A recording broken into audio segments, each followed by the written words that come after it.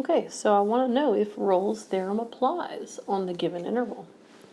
Let's say we've got the cosecant function, and we're only looking on the interval 1/4 pi to 3/4 pi. The first question we have to answer is this function continuous?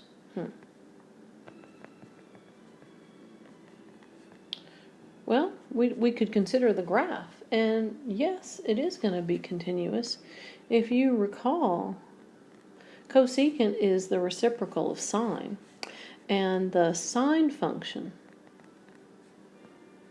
that shape does look like this.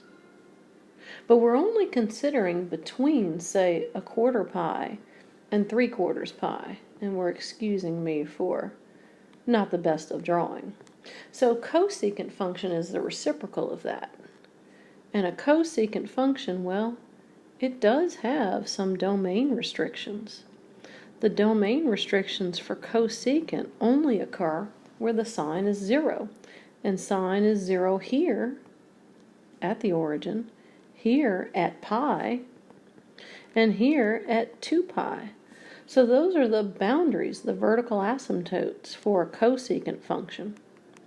And down low, what I'm looking at, or I'm about to look at, is the graph of a cosecant function. It builds off that sine function. So if the sine is 1 at, say, 1/2 pi, well then if you flip that, the cosecant is also 1. And we do make a U shape that approaches, gets close to, but doesn't touch those asymptotes. If the sine is -1 in the middle here, between a pi and 2 pi, that means the cosecant, when you flip -1, is also -1.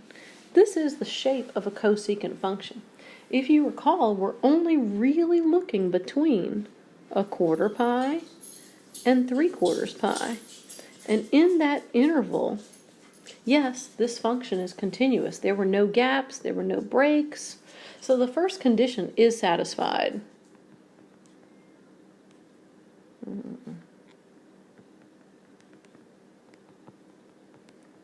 Say, yes, it's continuous.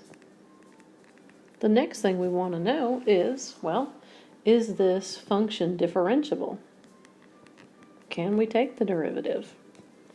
We can.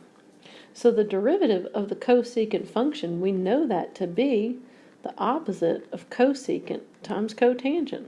And again, we had no discontinuity, at least not between 1/4 pi and 3/4 pi.